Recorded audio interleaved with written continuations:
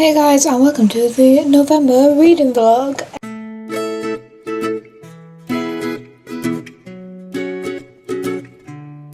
Use the weird talking, I've got a cough sweet in my mouth. But it is the 1st of November. Halloween is officially over, October is over, and now I don't know what I want to do. What do I do now that Halloween's over? I finished Nod. I should take the bookmark out. I finished Nod by Adrian Barnes. I finished it about 2 days ago, but I haven't had a chance to talk to you about it yet. My opinions on it remain largely the same as the opinions I had in my last vlog. I enjoyed it, but I wasn't really compelled to pick it up that much. Weird towards the end, and it almost became kind of a dreamscape, sort of. Like, things kept happening that obviously couldn't be real, but they're never explained, and the whole scenario of it's never explained. It's kind of this weird hellscape that's just going on. It's just bizarre. I like sort of weird sci-fi. I would recommend this. If you're into Night Vale, I would recommend it. It's kind of Night Vale and weird in places. But if you like things that are well explained and things that have a good explanation offered for them, then maybe don't pick this up. I gave this a 4 stars and it was okay. Making progress on Stephen King's Misery. I'm 54 pages in. Originally I didn't think this was going to really scare me. So a lot of people said it's really, really scary.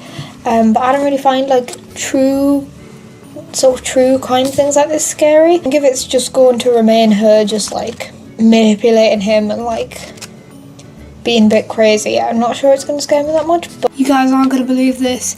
18 days after I last spoke to you, I actually finished a book. What? I finished Misery by Stephen King, and I finished it this morning. I stayed in bed until I finished it this morning because I really wanted to finish it. Some parts of it did scare me, I guess. It was less scary and more disturbing. There's some parts that fully made me cringe, and there was one particular moment that made me fully gasp out loud, oh, that's horrible. I did enjoy it. I wasn't really sure what to expect when I got in. I was not expecting it to be as gory as it was. It's not like the other Stephen King books I've read. But yeah, I did enjoy it. I think I'm going to give this a 4 out of 5, because I did enjoy it, even though it kind of wasn't exactly what I was expecting. Quick spoiler though, skip if you don't want to watch this, but Stephen King's so good at writing characters.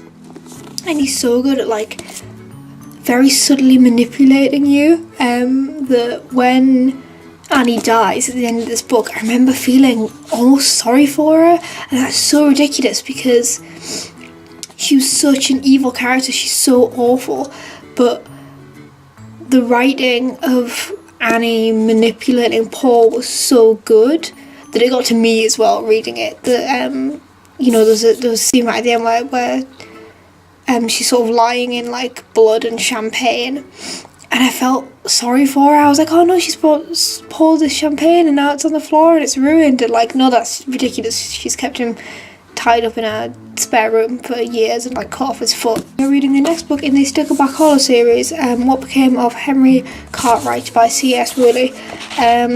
Yeah. Looking forward to this one. Guess what, guys? It is the 22nd of November and I've actually finished another book. What my hair's doing today? I woke up this morning and it was just yeah, so there's that. But yes, I finished What Became of Henry Cartwright by C.S. Woolley. I didn't enjoy it as much as the other ones. It's not set in Stickleback Hollow, and it followed characters that I don't really care that much about. Obviously I read the book. And I knew it wasn't set there. So, if I totally didn't care about them, I wouldn't read them. I wouldn't have read this book. I would have just, skipped it. But, yeah. Looking forward to find out what's happening to the characters that I actually care about. The 2 main characters, rather than all the other ones. And now I need to decide what I'm going to read next. And we're going to continue on the theme of short books because I need to up my reading goal, because it's looking really sad at the moment. These are the books that I brought with me. I've read that one. That one's to go home. So most of these are thicker books. So those 2 are obviously thinner, but I've read them before. That one's a little bit shorter. there's that one. There's that one. I think I'm gonna maybe try and read this now, because it's just like there's hardly any words in it. So I think I'm gonna try and read that like now, like today.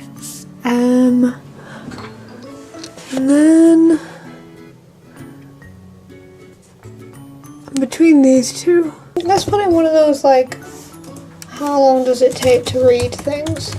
Apparently this one will take 5 hours and 20 minutes at an average word per minute of 250. I don't know what mine is, but this one, see how long this one will take. 4 hours and 29 minutes. So this one is shorter, so this is the one I will read next. But I think I'm going to read this now. I have like an hour and a half before I need to do anything. I probably have other things that I should be doing, but yeah, I think I'm going to read this, and I think I might do a time lapse.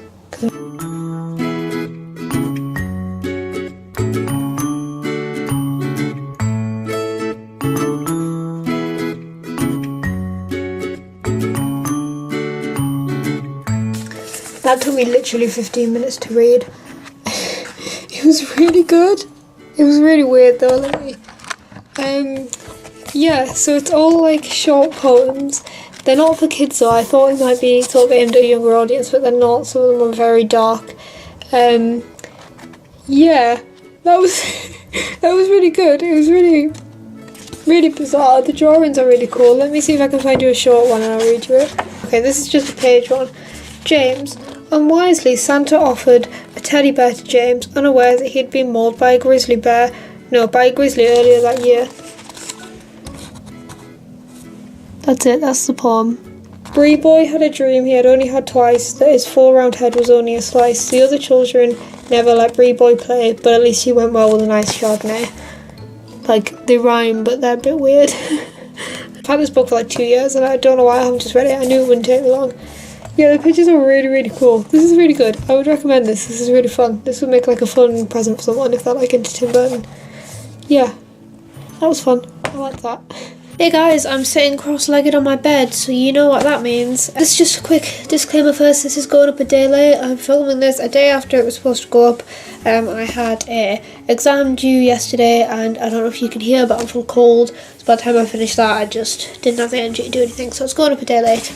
And also I've already edited half of this video, and it is already quite long, so I'm not going to do a full recap like I usually do. I'm just going to talk about the books that I'm reading at the moment. I am 146 pages, or just over halfway through Smoke Gets in Your Eyes and Other Lessons from Crematorium by Caitlin Doughty. Ask Mortician on YouTube. We're a bit high up here. Is like kind of exactly the right level of dark, I think. It is obviously a very dark subject. It's about Caitlin's life as a mortician, and about her, well, it's not even about her life as a mortician, she isn't even a mortician yet. It's about her life working in a crematorium and creating bodies. And as you can imagine, it is pretty hard at times. It's very death-centered.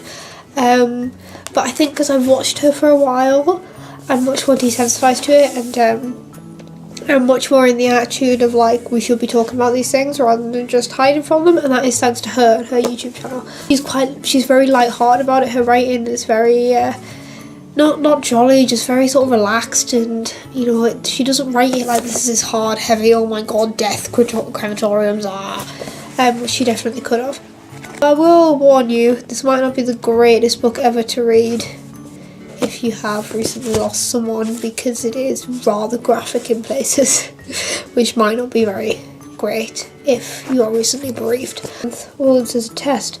I read Misery, which I thought was pretty good, kind of not the normal Stephen King that I'm used to. Looking forward to the next Stephen King that I'm going to pick up. Not sure which one it's going to be. I was thinking about Pet Sematary, or maybe Skeleton Crew.